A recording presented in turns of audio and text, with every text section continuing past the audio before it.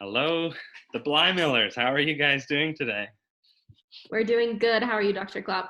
I'm doing quite well. I'm very happy you guys have taken out a little bit of time of your busy lives to share with us some of the journey that you guys have been through pre and during and nearing towards the end of FMT.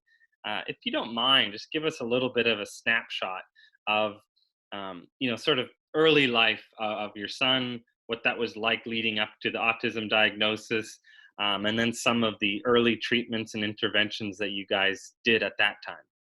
Sure, yeah. Long story short, Theo was born with intrauterine growth restrictions.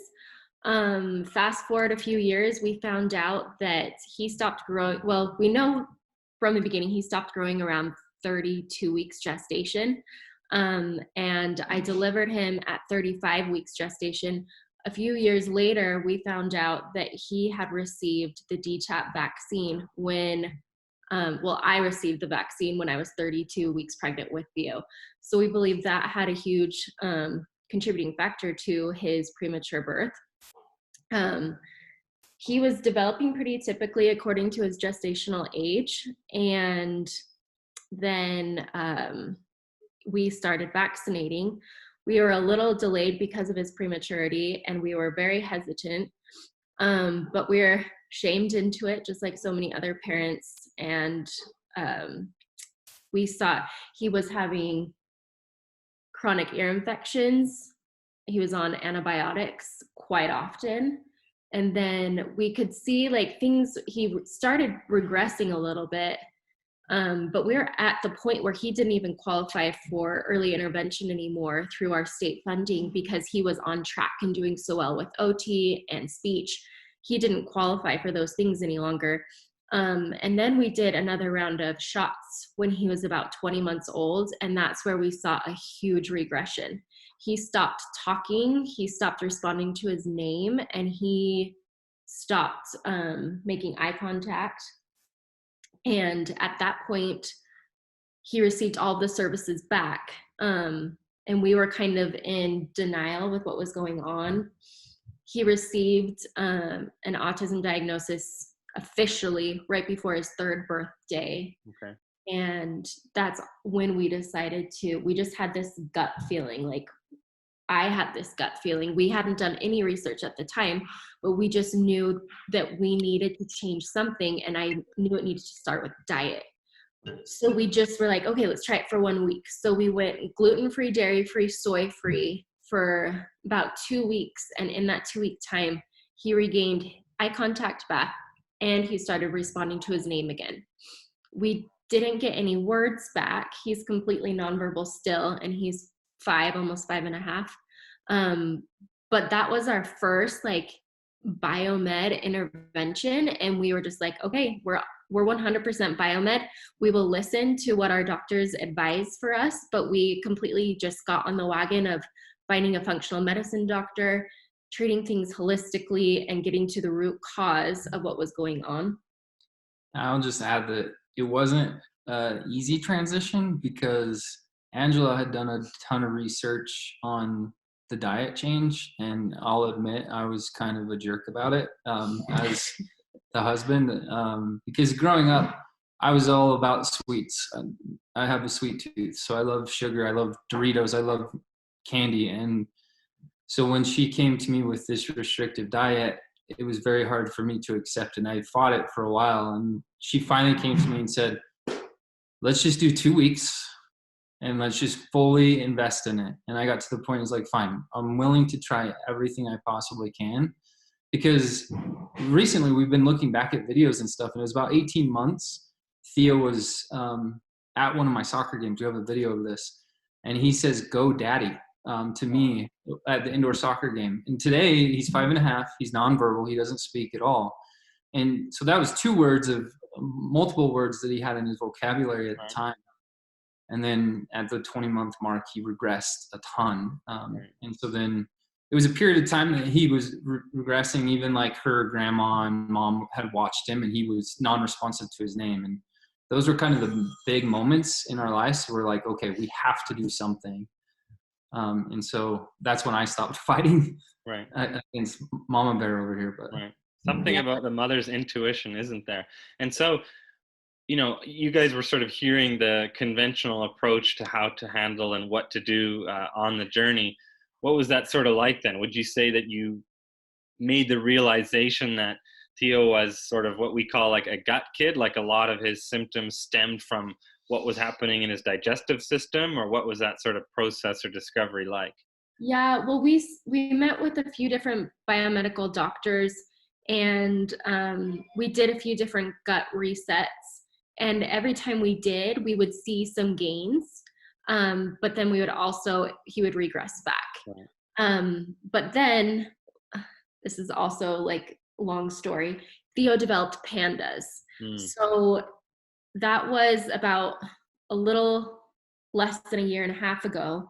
He had a sudden onset of just OCD, and he was just like very much in his own world, and he yeah, has always been a very easygoing boy, but up until this point he was not easygoing, or when we came across 18 months ago, he was not easygoing. It was a struggle to put on shoes. It was a struggle to leave the house. Everything, like getting dressed, we were just not able to really function.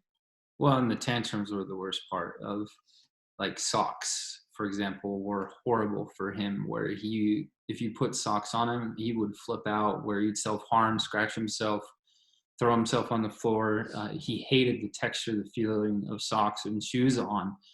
And that was a really hard time for us. And even Angela, a lot of times she would be putting Theo into the car by herself. And he got to the point where he's getting strong enough that fighting Angela would just cause a lot of stress, anxiety, even like contort her back and cause problems there. We were just getting to the point where something had to change. And I had our pediatrician run labs. Luckily, we found that, doctors work for us. We don't need to deal with doctors that are shaming us or giving us guilt trips for things that we don't agree with. So we were able to find great doctors that aligned with what we felt was best for our son, and they were just helping us on our journey. Anyways, this particular pediatrician ran the test, and sure enough, he had very, very high strep titers. And he was diagnosed with pandas. And at that point, we started seeing a doctor, Dr. Nico Jin, which you have worked with for a few different patients. I know he's a great doctor. So we did a few different protocols, and we knew during pandas, we just could not get him off a limited diet. He was so fixated on only having the same things over and over again. And it was only like 3 foods, like blueberries, dates, and his vegan chocolate smoothie. Like, it was a good, healthy, organic smoothie, but we couldn't get him off of those things. And because of that, he was constantly having diarrhea, gut issues, and just a lot of different problems too. Well, and from a father's perspective, I was always in denial. I always thought, oh, he's going to grow out of this. This is just an awkward stage of his development. But then there was key moments, like his birthday party we had here at our home, and his grandma gave him a cupcake. And that moment stands out so big in my mind because he didn't sleep that night. Like, he was just up, kicking the wall, jumping off his dresser, playing all night long. And I went into his room about 3 a.m. to try to calm him down. And I looked into his eyes, and it was like I was looking in a drug addict's eyes. No joke, no exaggeration. It just glazed over. Glazed over. He was looking right past me, and I could tell this is biological. This is something that's happening in his body that he has no control over.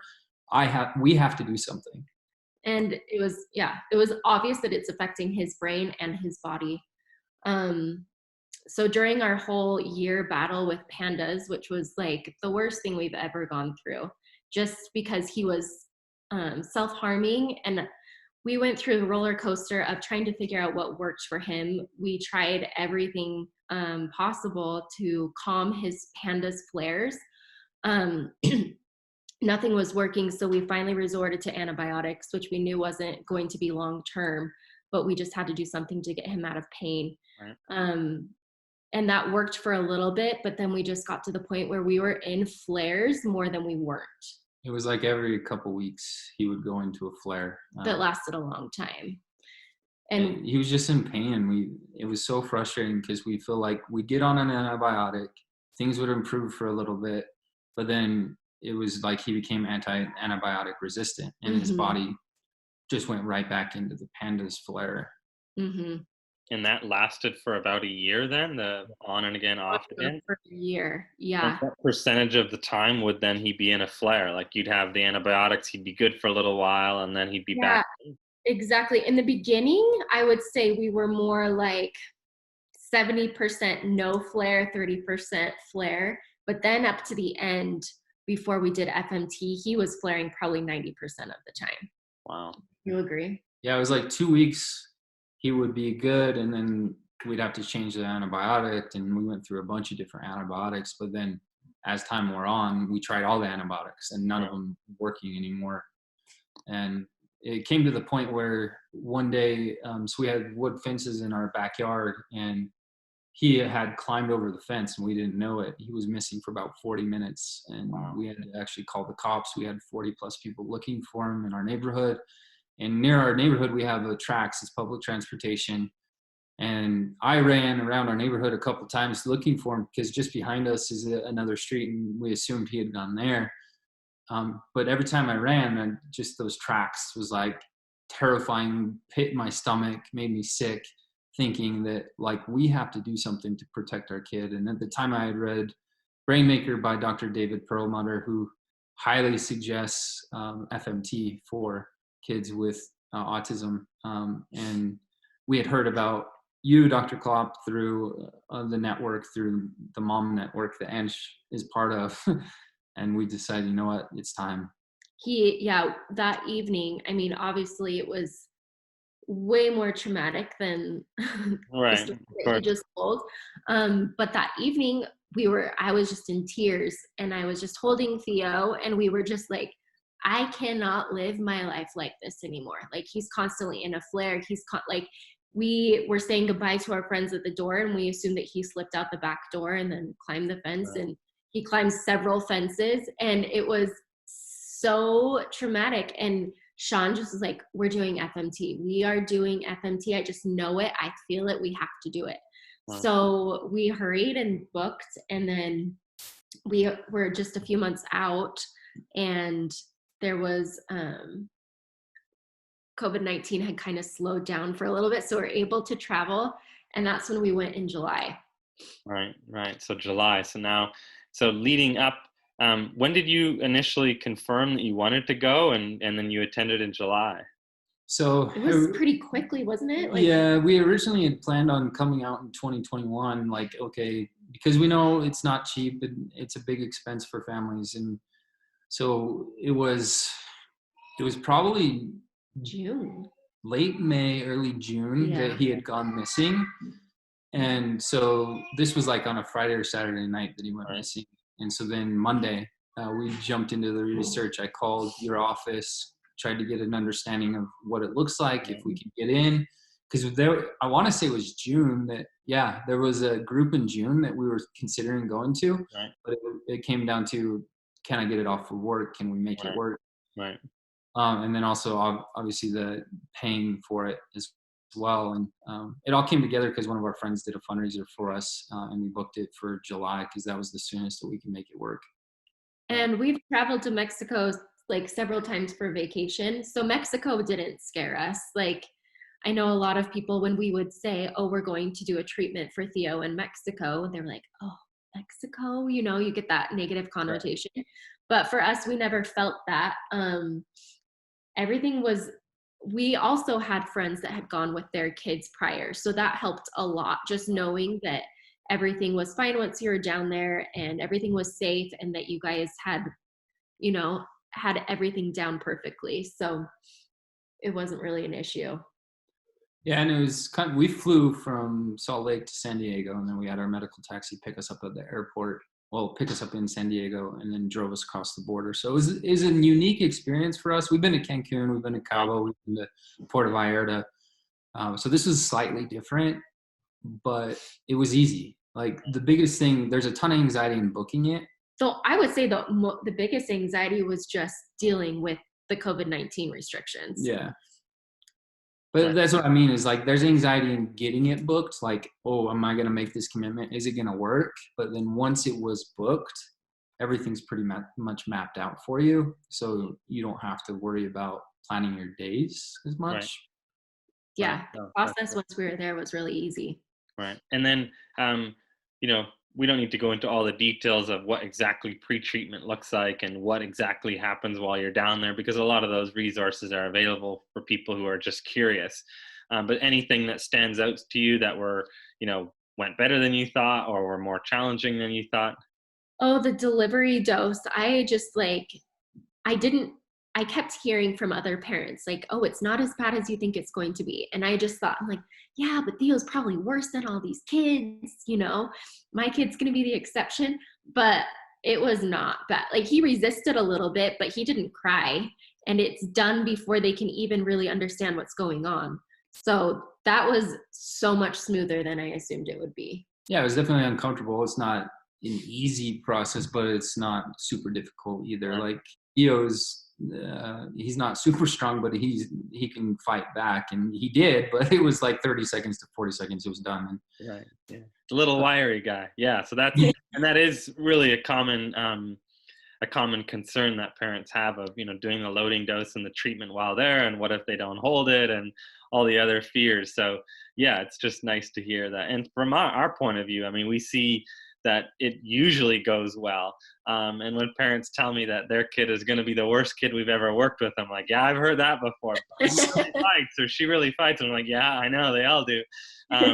But yeah, I mean, it's really quite a quick thing, and we're hoping to make improvements in the future to actually move away from the enema for administration, actually just to doing a suppository, which would be even quicker and easier. But still, there could be some resistance, but nice to hear that went well. And then anything that stands out to you during that retreat, and then we can kind of move on to your experiences afterwards. We went down with some local friends that also did it for their sons. So it was kind of fun to be able to have like friendly faces. But if we didn't, I mean, you had a few meetups during that week that we were there, and we were able to connect with other families that were there. But no, everything went really smooth. Like I said, the only issues were around COVID-19, like the beaches being closed and things like that. But I actually worked while I was there. So I worked my normal 8 to 5, and the schedule allowed for it because one day you have your consultation that was in the middle of the day, but I just considered that my lunch break. And then the loading doses are in the evening. Right. So I was able to work a full-time 40-hour work week that week, which was really beneficial because then I didn't have to use my PTO for it. Right. We got to enjoy lots of yummy local food. Yes. That we still talk about and miss. You have to come back again just to hang out, right? I know, right? And the doctor that was there too in Mexico that is it like kind of the preliminary intake stuff? Yes. Yeah. Dr. Santiago. Yeah, the process just was so easy and like quick and I think you guys do such a great job being aware of the child's needs, like not being able to sit still for very long. So all the appointments were really quick and thorough, and it was really easy going. That's great. And then maybe you guys could talk a little bit about where things are at now, sort of what your experience was like in the weeks after, and then taking us to where we are now.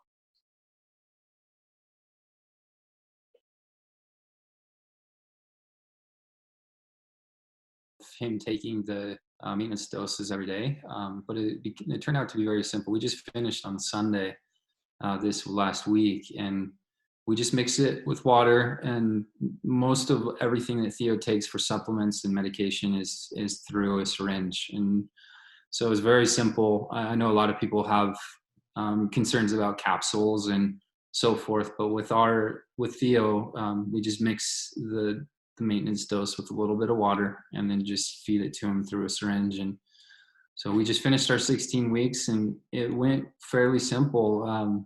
the benefits have just been insane too. Yeah. Like the best possible outcome that we could have dreamed up, Theo is having. He's not talking, but he's pain-free, and he has not been in a flare since before FMT. The first thing I noticed, like the week we got back, was I had mentioned with pandas, he'd freak out with socks and shoes. And the first week, he would lay down on the floor freely and allow us to put his shoes and socks on without any issues.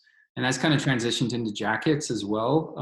In the cold seasons, him being a sensory kid, a lot of those different materials become bothersome, but he's been a lot more tolerant of those types of things. And then he's our happy boy. That's the one thing. Yeah, that's the one thing that we're so grateful for, is that we have our boy back. Where before he was just in a ton of pain. We actually did a rating with a chiropractor a year ago, and he was in like 1,000 percentile of stress response in his body. And now he's just above 100. So like 100% improvement of his stress response within his body. And it just goes to show how effective FMT is. And so now his progress, we've received word from all of his therapists, his teachers, even family and friends of like, he's different, he's progressing, he's interacting with people more often, more frequently, with other kids, other adults. Even just looking at him, you can just tell, like, his eyes are clear, he's present, he's not talking, but he's still present and engaged. And another huge thing that we've noticed is him following instructions. Like, that was not happening before. Just little things like, you know, Theo, oh, you need to put that back, or don't go over there. Like, and he listens. Before it was just like a wall. And now he just seems like he's catching on to things so much faster. And just, yeah, like Sean said, like, we just have our happy boy that is content, that is up to get in the car, that is happy to go to new places. Whereas when we were dealing with pandas, we did not have that. Right. Before we felt like we were so racked with stress and anxiety of like, I have to protect this kid. I'm always concerned. I'm always stressed out, where now we feel like we can actually catch our breath. Wow. And so you went from almost 90% of the time in pandas with antibiotics treatments to now it's, well, I guess a little over 4 months, and you've not had a single flare along with no antibiotic use. We had a scare because he had a kidney infection. And the doctors prescribed it an antibiotic, but we were completely fearful. Say hi to Dr. Klopp. We were completely fearful of that just resetting everything. So we just went the naturopathic way with cranberry juice, coconut water, and it cleared it all up. And yeah, we have had 0 pandas flares. Yeah, we were so worried we're going to have to go on an antibiotic for that, especially during the maintenance dose. Right. But thankfully, we didn't have to dodge that bullet. Right. And then, But, of course, I mean, the pandas flares, of course, I mean, as you mentioned, all the behaviors and the different things, aside from the pandas flares, which, you know, not to minimize them, of course, they're extreme. They're probably some of the worst symptoms you ever experienced. But what about the other symptoms? Like, how about his food? How about bowel movements? Those types of things. Yeah. Right at the beginning, he was eating a lot more, which was awesome. We've kind of regressed a little bit in eating and textures of foods and things, but we're going to stick to it. My belief is he'll go back to eating more. But it's still way more than the 3 foods. Yeah. His diet has expanded a bunch there. Trying to think of other things. His teachers and therapists, he does a lot of matching with pictures. Right. That's the way of communicating that the trajectory of that progress has greatly improved.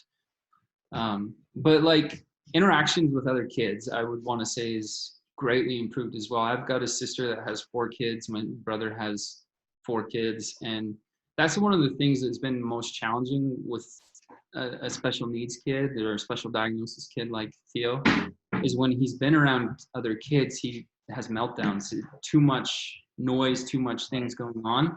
He can't handle it. But for example, Sunday we went to a birthday party and he was surrounded by kids and he had no issues at all. He sat and watched a movie. That's another thing. Before we went to FMT, he would never sit down and watch a movie. Now we can turn on a movie and actually get some relief as a parent. Right.